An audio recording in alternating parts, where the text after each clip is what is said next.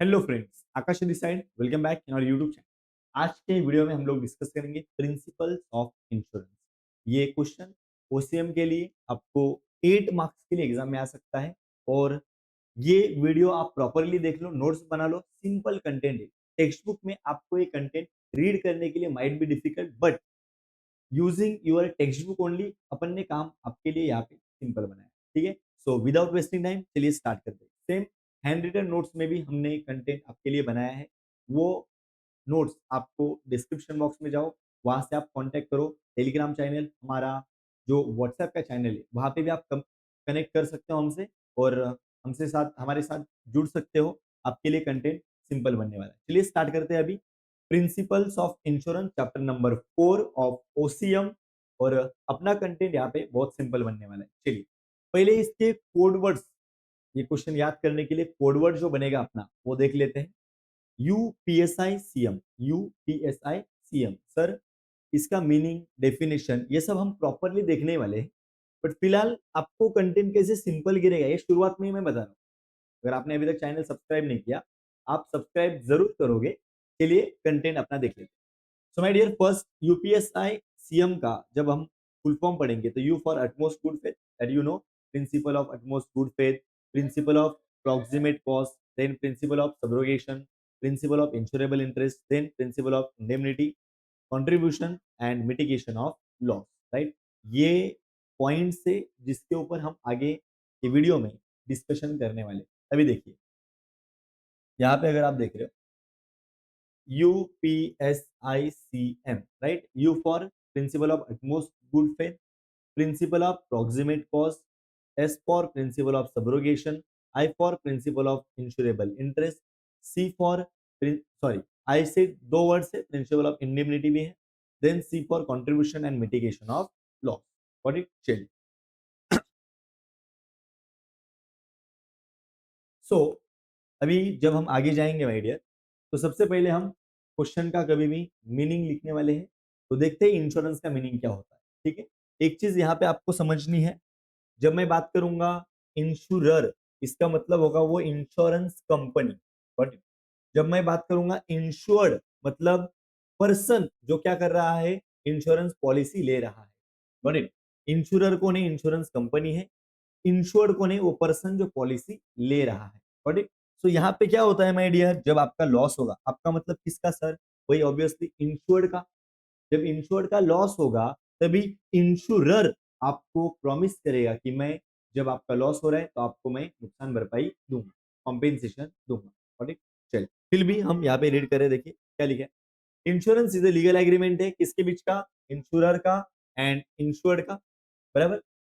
From finance, हाँ यहाँ पे क्या लिखा है देखो, insured that protects the insured from financial losses. ये दोनों के बीच का अग्रीमेंट है। जो फाइनेंशियल लॉस अगर इंश्योर्ड को होगा तो कौन प्रोटेक्ट करेगा बेटा उसको? इंश्योरर। बट चलिए आगे देखो क्या लिखा है।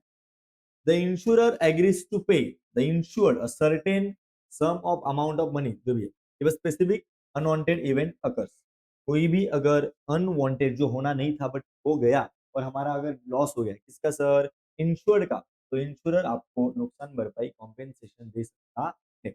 But it shall, so this thing you have to remember. Simple है। Insurance is a legal agreement between insured and insurer. Insurer promises to pay certain sum of money to the insured जब unwanted event happens. What it? चल, अभी हमारे main question के ऊपर आएंगे my dear अपन, जो कि है प्रिंसिपल्स ऑफ इंश्योरेंस। और उसमें अपना फर्स्ट पॉइंट बनेगा, देखिए, utmost good faith. What it? Principal of utmost good faith. दोनों जो पार्टीज है, इंश्योरर एंड इंश्योर्ड, दोनों के बीच में एक विश्वास वाला एग्रीमेंट होना चाहिए। दोनों का एक दूसरे के ऊपर विश्वास होना चाहिए। देखिए क्या लिखा है हमने। Both the insurer and insured should have a faith, विश्वास, in each other and in the contract sign by them. एक दूसरे के ऊपर विश्वास तो होना चाहिए, वो कॉन्ट्रैक्ट के ऊपर भी विश्वास होना चाहिए। और यहाँ पे आपको सभी फैक्ट्स बताने, कोई भी गलत इंफॉर्मेशन नहीं बतानी। एग्जाम्पल के लिए हमने लिख दिया, Rahul if he is a heart patient should inform his insurance company, मतलब इंश्योरर को उसको बताना है क्या? About his health issues while buying A life insurance policy. आप इंश्योरेंस पॉलिसी बाय कर रहे थे बट तुम हार्ट पेशेंट हो, ये तुमने कंपनी को बताया ही नहीं। तो ये तो फैक्ट को छुपाना हो गया ना, ये नहीं करना। तो पॉइंट बनेगा अपना principal of utmost good faith. Clear है? शेयर। सो यू से हो गया, अभी यू पी एस आई ना, तो अगला आ जाएगा अपना प्रोक्सीमेट कॉज। ठीक है, जो कि अपने टेक्स्ट बुक में पॉजा प्रॉक्सिमा करके दिया है, लीगल जो जो कि लैटिन वर्ड है, और यहाँ पे हमने सिंपल बना दिया proximate cause. You can write that. ठीक है, क्या लिखा है देखो, when a loss is caused by more than one causes, then proximate cause of loss should be taken into consideration to decide the liability of the insurer। किसी भी insurance company ने, बड़े जो इंश्योरर इंश्योरेंस कंपनी ने कोई reason नहीं ढूंढना है भागने का। अगर इंश्योर्ड ने आपसे पॉलिसी लिया है, किसी पर्सन ने आपसे पॉलिसी लिया है, तो नियरेस्ट कॉस्ट ढूंढो कि आप उसका नुकसान भरपाई दो। नहीं, ये कारण हमारे एग्रीमेंट में नहीं था, इससे लॉस होना हमारे एग्रीमेंट में नहीं था, ये इंश्योरेंस कंपनी ने नहीं करना है। इंश्योरेंस कंपनी ने ऑलवेज ट्राई करना है एक नियर बाय कॉस्ट ढूंढो और सामने वाले को नुकसान भरपाई दो। तो नियर बाय, प्रॉक्सिमेट, प्रॉक्सिमेट मतलब नियर बाय कॉस्ट ढूंढो और उसको नुकसान भरपाई दे देना। ठीक है, share.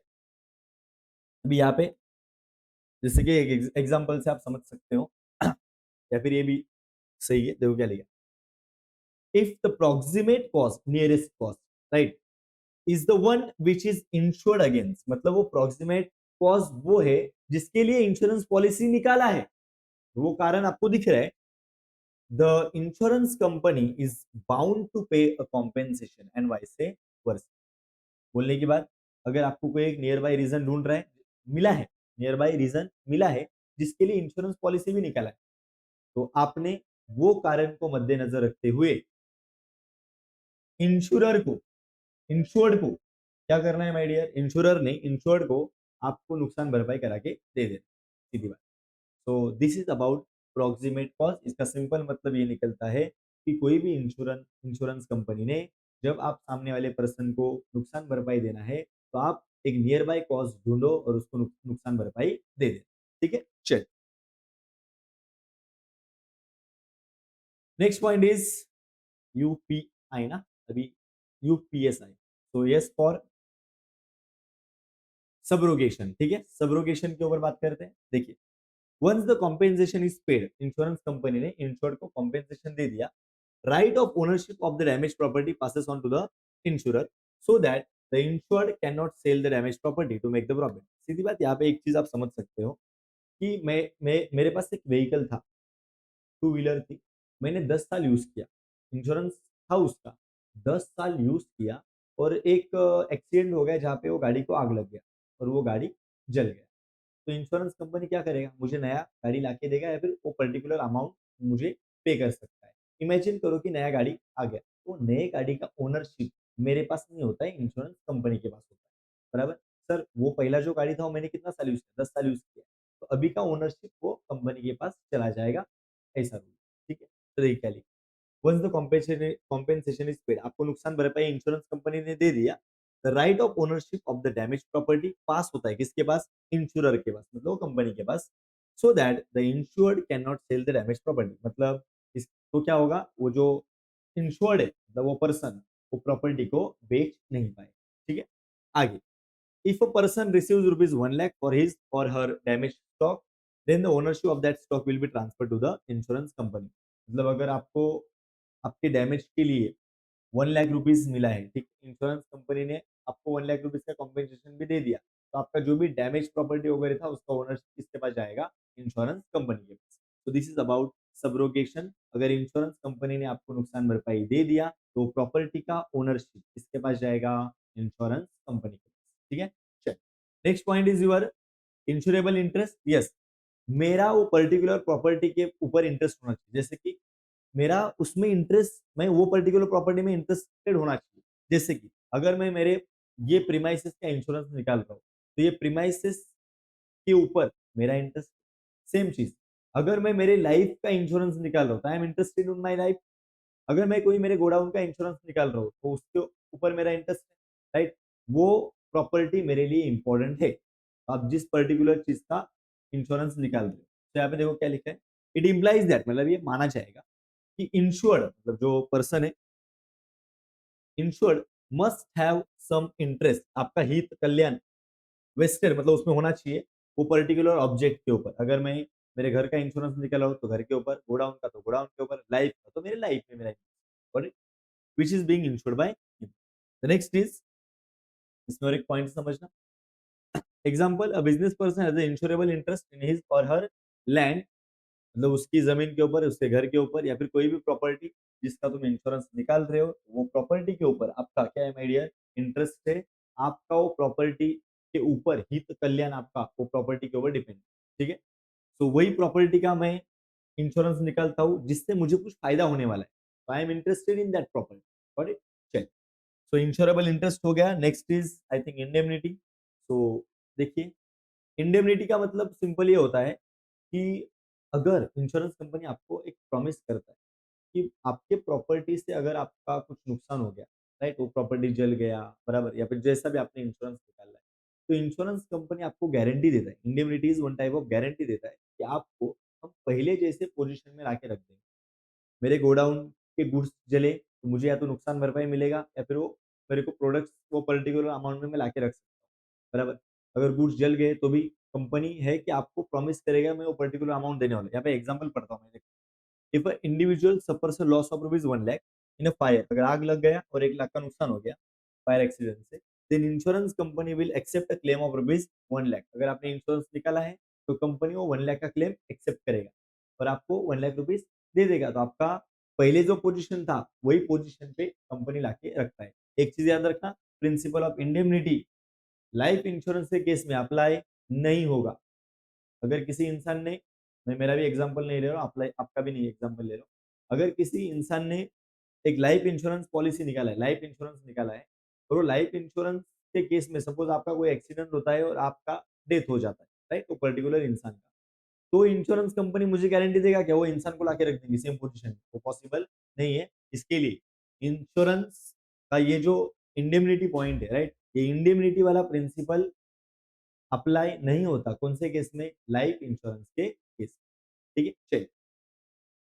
So next is contribution. और यस, अभी यहाँ पे मैंने अगर कोई प्रॉपर्टी का दो कंपनी से इंश्योरेंस लिया है तो दो कंपनी थोड़ा थोड़ा आपको कंट्रीब्यूशन दे देगी। तो क्या लिखे, सिंपल,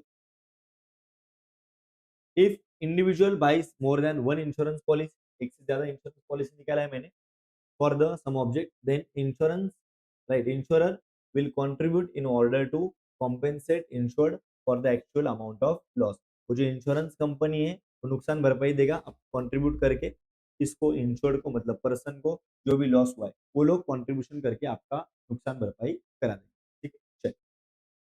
नेक्स्ट यहाँ पे आप देख सकते हो, if one insurance company has paid in full, it has the right to approach other insurance companies to receive a proportionate amount। अगर दो कंपनी से इंश्योरेंस था, एक कंपनी ने पूरा अमाउंट इंश्योर्ड को दे दिया है, तो वो जो कंपनी जिसने नुकसान भरपाई दिया वो दूसरी कंपनी से क्या कर सकता है, प्रोपोर्शनेट अमाउंट ले सकता है, जो अब मैंने पूरा दिया है तू अभी आधा अमाउंट मुझे दे दे, ठीक है। Next is principle of mitigation of loss, and this is our last point, principle of mitigation of loss. देखो, अगर मैंने मेरे गोडाउन का इंश्योरेंस निकाला है, मेरे स्टॉक का मैंने इंश्योरेंस निकाला है, कभी गलती से अगर आग लग जाता है तो मैं बाजू में खड़ा रह के देख रहा हूँ कि यार मस्त आग जल रहा है, अच्छा है, मैंने इंश्योरेंस तो निकाला है तो मुझे नुकसान भरपाई मिलेगा, मैं क्यों वो लॉस कम करने का ट्राई करूँ, पानी वगैरह नहीं डालूँ, ये मैं बोल सकता हूँ वहाँ पे बैठ के, फोटो वीडियो वगैरह निकालते बैठू मैं। तो कभी भी ये प्रिंसिपल कहता है कि जो इंश्योर्ड है, मतलब जिसने पॉलिसी निकाला है वो पर्सन, उसने हमेशा ट्राई करना चाहिए कि वो लॉस क्या हो जाए, कम हो जाए, मिटिगेट मतलब कम करना, लॉस कम करने का पूरा प्रयास करने का। So the insured should take care of the insured object, insured ने हमेशा अपने ऑब्जेक्ट का, राइट, इंश्योर्ड ऑब्जेक्ट का क्या करना चाहिए, केयर करना चाहिए, in the same way as he is और ही और she would have in the absence of the insurance. मतलब अगर तुमने इंश्योरेंस नहीं भी निकालता था तो मैं, अगर वो केस में मैंने इंश्योरेंस नहीं निकाला था तो मैं देखते बैठूंगा क्या, आग जल रहा है तो नहीं करता था। तो ऐसा समझो कि आपने वो पर्टिकुलर गुड्स का इंश्योरेंस नहीं निकाला, वैसा सोच के आपने अपने ऑब्जेक्ट का क्या करना है माय डियर, केयर करना। सो नेक्स्ट पॉइंट इसमें है, देन अपना लास्ट पॉइंट तक हो जाएगा पूरा। You must take all the necessary steps to limit the loss. Loss को लिमिटेड रखने के लिए आपको पूरा स्टेप्स लेना है। When it is happen, you must take all the necessary precautions लो टू प्रिवेंट द लॉस। वो हर एक चीज करना जिससे लॉस प्रिवेंट हो, रुके, ठीक। After purchasing the insurance, this is the principle of loss minimization. Loss कम करने का प्रयास करना। दिस इज ऑल अबाउट ना माय डियर। अपन ने क्या क्या पॉइंट पढ़ा उसके ऊपर हम लोग बात करते हैं। हमारा कोडवर्ड था U P S I C M. Got it. तो यहाँ पे आप देख सकते हैं, अभी हम लोग ऐसे याद करेंगे इसको, ये फिलहाल इसको रफ कर देते हैं। U P S I C M हमने क्या क्या बात किया देखो। पहला, U for principle of utmost good faith, P for proximate cost, S for subrogation, I for insurable interest, right? C for contribution and M for principle of mitigation of loss। कितना simple बन जाता है। और एक बार आप लिख के देखो, लिखो, याद करने का प्रयास करो, राइट, प्रैक्टिस करो। पॉसिबल है ये क्वेश्चन एग्जाम में 8 मार्क्स के लिए आ सकता है। तो this is all from my side. Now आपका पार्ट बच जाएगा, तो वो अच्छे से करना। और कौन से टॉपिक के ऊपर अगर आपको वीडियो चाहिए तो आप ज़रूर हमको कमेंट सेक्शन में बता दीजिए। और ये वीडियो अपने फ्रेंड्स के साथ ज़्यादा से ज़्यादा शेयर कीजिए। Thank you.